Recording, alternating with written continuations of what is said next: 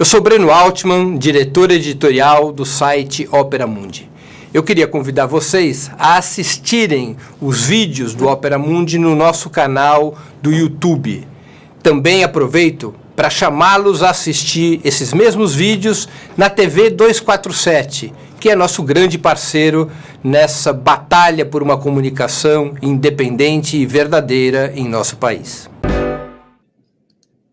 Boa tarde! Está começando mais uma edição do programa 20 Minutos. O tema de hoje, o combate da China contra o coronavírus. Vocês todos devem estar acompanhando pela imprensa, porque é o assunto do momento, a epidemia de coronavírus que se arrasta pelo mundo a partir de uma cidade importante da República Popular da China. Essa nova epidemia do coronavírus teve origem em uma cidade chamada Wuhan, uma cidade com mais de 10 milhões de habitantes. Registram-se na China, nesse momento, mais de 10 mil ocorrências de infecção por este vírus, com cerca de 300 mortes. E o vírus também se propaga para outros países do mundo, a partir de turistas, passageiros que estavam na China, que lá contraíram o coronavírus e que o transportaram para seus países de origem, ou para os países para os quais viajavam. A Organização Mundial da Saúde registra, portanto, uma epidemia de coronavírus e teme por uma pandemia, que é quando o vírus se alastra numa proporção que coloca em risco a vida de contingentes gigantescos da população mundial. Essa situação, para além do risco a vidas humanas, para além do risco de saúde, tem também um grande impacto sobre a vida econômica do planeta e da própria China. É necessário compreender que o coronavírus, ao ser registrada uma epidemia desse vírus, as medidas que são necessárias para enfrentá-lo, as medidas de contenção de concentrações populacionais, evidentemente, acabam por afetar a vida econômica. A China, por exemplo, teve que adotar um conjunto de medidas que praticamente esvaziaram os grandes centros urbanos daquele país, esvaziaram as fábricas, esvaziaram os mercados, estabeleceu-se um controle rigoroso de viagens e, portanto, se bloqueou parcialmente o fluxo de pessoas pelo país. Essas medidas, elas têm um efeito sobre a economia. Calcula-se que a China possa vir a perder cerca de um ponto e meio do seu crescimento econômico em 2020, cuja previsão se situava ao redor dos 6% do PIB, em função do coronavírus.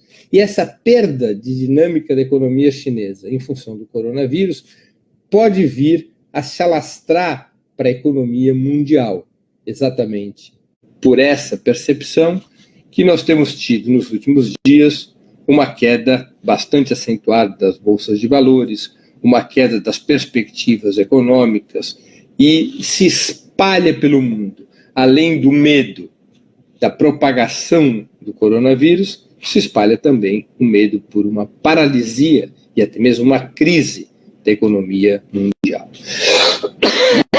Esse cenário, no entanto, não é novo no mundo. O coronavírus mesmo é um vírus detectado já nos anos 60, um vírus de tipo respiratório, que provoca tosse. A minha tosse não é coronavírus, já está corretamente identificada, é uma gripe comum. Provoca tosse, provoca febre, provoca dores corporais e pode levar a óbito.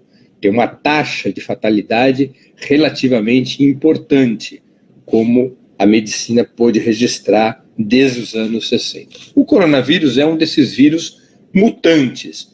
Ele recebe o mesmo nome e muda sua classificação numérica na medida em que ele sofre uma mutação na sua estrutura. O coronavírus já foi responsável por situações epidêmicas importantes no século XXI, na própria China, em 2002, depois no Oriente Médio em 2012, depois na Coreia do Sul em 2015, sempre mutando e as epidemias sendo controladas e o vírus estabelecendo uma outra estruturação orgânica e reaparecendo sobre uma outra organização interna.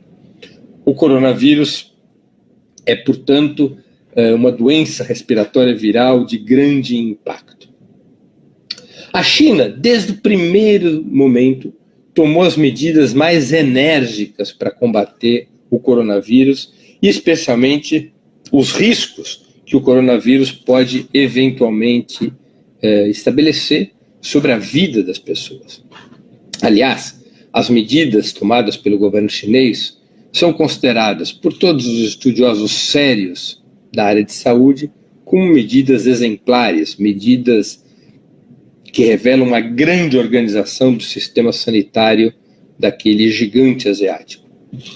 Teve o feito, informado largamente pelos meios de comunicação, de que os chineses em apenas 10 dias ergueram um hospital especializado no coronavírus. Mais do que isso, tomaram um conjunto de medidas de segregação, de isolamento da população afetada, de controle dos fluxos populacionais, de controle dos fluxos econômicos, medidas tomadas com muita rapidez, com muita energia e que aparentemente já revelam sua eficácia. Ou seja, a curva de expansão do coronavírus já dá indicadores de estar perdendo velocidade na China, embora ainda constitua um perigo importante. E o governo chinês trata o coronavírus com a gravidade que merece. Essas medidas adotadas pelo governo chinês colocaram em questão uma discussão muito interessante sobre sistemas de organização do Estado e da sociedade. Ficou uma pergunta parada no ar. Outras sociedades, baseadas no predomínio do mercado, baseadas no individualismo, baseadas na democracia liberal, sociedades que não tivessem cadeias de comando tão bem estabelecidas como a China, teriam sido capazes de enfrentar o coronavírus com o rigor que a China está enfrentando? Os defensores do capitalismo, os neoliberais, olham para as medidas que toma a China, ficam contentes que o coronavírus esteja sendo detido naquele país, mas deixam escapar nas entrelinhas dos artigos, nos comentários da televisão, seu horror. A China não é um país democrático, olha a verticalidade com que está isolando os grupos populacionais afetados pelo coronavírus, olha que medidas autoritárias que toma nas cidades e nas fábricas para conter o vírus. Olha só como a luta contra a epidemia do coronavírus vai revelando que a China não cumpre o manual da democracia ocidental. Pois bem, é este manual que a China cumpre, tão criticado pelos defensores do capitalismo, que permite aos chineses enfrentar o coronavírus com a eficácia, com a velocidade, com o rigor que a China está enfrentando. Tomem como comparação o governo brasileiro. A epidemia já tem semanas. Há um grupo de brasileiros na China correndo risco de afetação pelo coronavírus. Até agora, o governo brasileiro não foi capaz de adotar medidas adequadas para resgatar esse pequeno grupo de brasileiros na China. Comparem o que é o governo brasileiro com o governo chinês no trato da questão em curso, no trato do coronavírus. Ou qualquer outra sociedade capitalista, mesmo as mais desenvolvidas, a lentidão, os interesses econômicos, os interesses empresariais, como esses interesses se sobrepõem à saúde pública, como impedem medidas drásticas de contenção da expansão viral, enquanto que na China, um país constitucionalmente socialista, um país constitucionalmente organizado politicamente sob a forma da ditadura democrática dos operários e camponeses, como está escrito na sua Constituição, a China, com esse sistema que não é o da democracia liberal, vejam só a eficácia com que a China vai enfrentando o coronavírus. E vejam como é interessante esse debate sobre o tratamento de uma ameaça tão letal como o coronavírus provoca um choque de projetos, um choque de concepções sobre como deve se organizar a sociedade e o Estado. O Estado e a sociedade devem estar sob o comando do mercado? Devem estar sob o comando dos interesses das empresas? Devem estar sob o comando dos interesses privados? Ou o Estado e a sociedade devem estar submetidos à soberania popular, devem estar submetidos ao interesse coletivo, devem estar organizados conforme o interesse coletivo e com o próprio mercado submetido a esse interesse coletivo representado pelo Estado?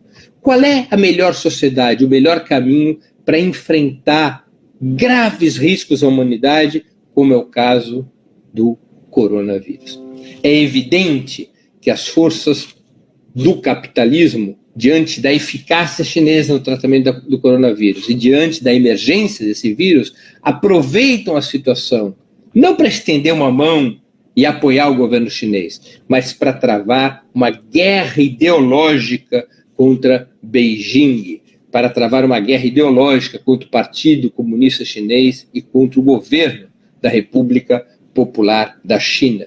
Primeiro, claro, espetacularizando o coronavírus, transformando o coronavírus quase como uma tragédia cuja responsabilidade seria chinesa e que ameaça o conjunto da humanidade, tentando com isso vilanizar a China, tentando com isso desgastar o governo chinês, colocando sobre seus ombros uma responsabilidade várias vezes maior do que aquela que a realidade impõe. Segundo, tentando desmerecer, desmoralizar, questionar as medidas que o governo chinês vai tomando para combater o coronavírus. No entanto, essa guerra ideológica, comandada fundamentalmente a partir dos Estados Unidos, vem dando com os burros na água, porque ao contrário das previsões carregadas de tintas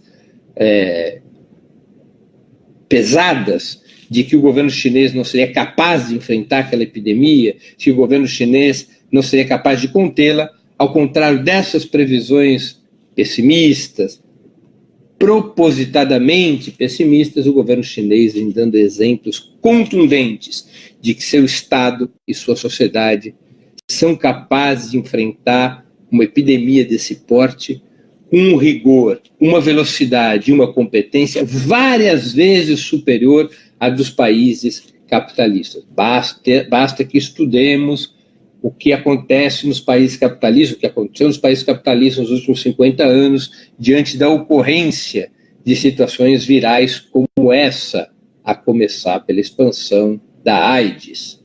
Vejamos só o que aconteceu nos países capitalistas diante desse fenômeno. E comparemos como países e sociedades organizados pelo modelo socialista, pelo modelo como se organiza a China, com todas as suas características específicas, como esses países, essas sociedades e esses estados são capazes de enfrentar ameaças desse tipo, repito, com muito maior velocidade e contundência, exatamente porque a sociedade não se organiza ao redor de interesses individuais, mas ao redor de interesses coletivos.